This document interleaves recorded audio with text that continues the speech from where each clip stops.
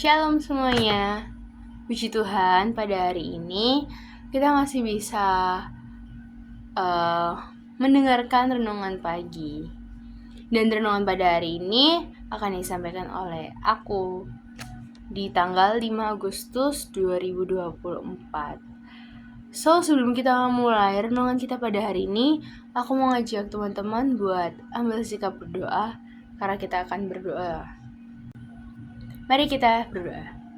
Ya Bapa, terima kasih atas berkat-Mu pada hari ini, sehingga kami masih bisa bangun dan kami masih bisa menghirup udara yang segar ini Tuhan. Tuhan, sebentar kami akan mendengarkan renungan Tuhan.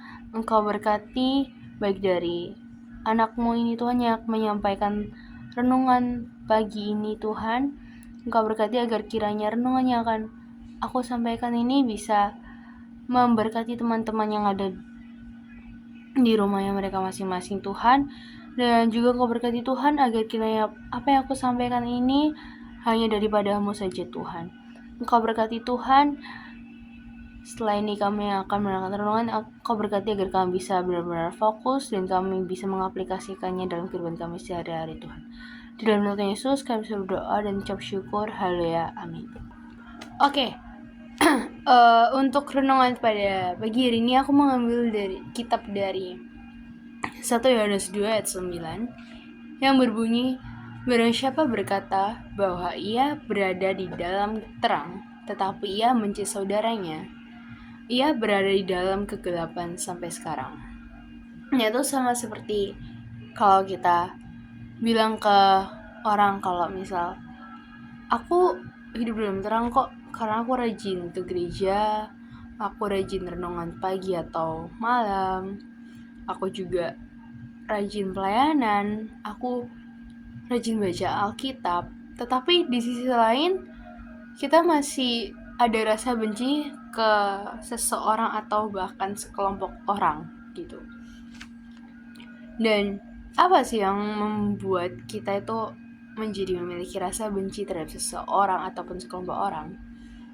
Ya mungkin atas perilaku yang mereka lakukan terhadap kita yang telah menyakiti kita, entah itu dengan perkataan ataupun perbuatan, entah itu dengan secara langsung ataupun tidak secara langsung, entah itu dengan mereka sadar ataupun gak sadar.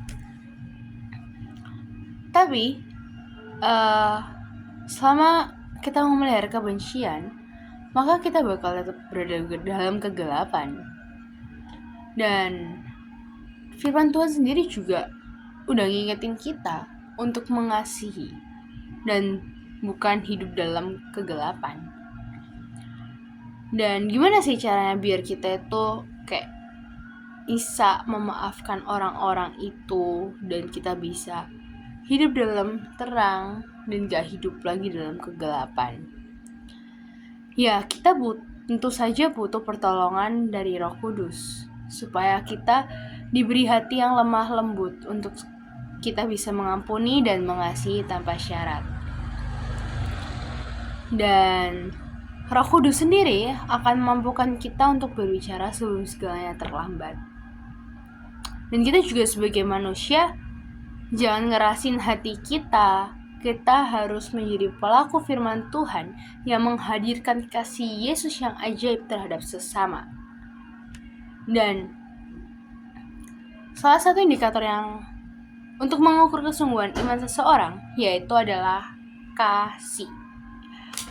Sama seperti yang dikatakan dalam Yohanes 13 ayat 35 yang berkata bahwa yang berbunyi bahwa Yesus sendiri pernah mengatakan, dengan demikian kamu akan tahu bahwa kamu adalah murid-muridku, yaitu jikalau kamu saling mengasihi. Mungkin ini juga reminder buat teman-teman dan juga aku pastinya, buat kayak kalaupun kita memiliki kebencian atau kita memiliki akar kepahitan terhadap seseorang, ya ayo kita mengampuni orang tersebut, ayo kita mengasihi orang tersebut, walaupun orang tersebut bisa sudah menyakiti kita.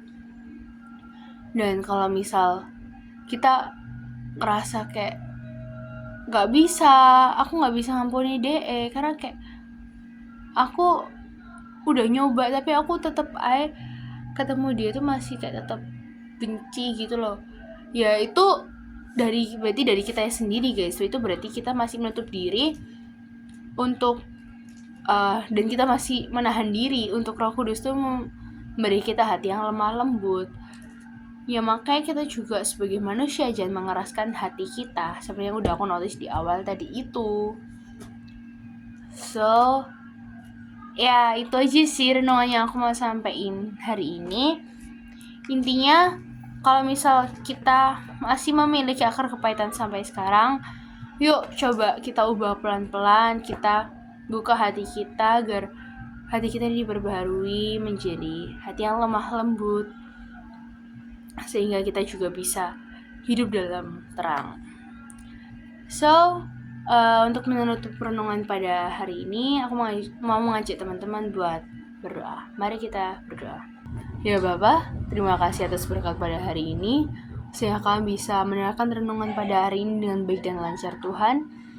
Engkau berkati Tuhan, sebentar kami akan melanjutkan aktivitas kami di sekolah Tuhan. Engkau berkati berjalanan kami dari rumah hingga ke sekolah dan kegiatan-kegiatan kami di sekolah, KBM kami, hingga nanti kami kembali ke rumah Tuhan dan kami kembali beristirahat.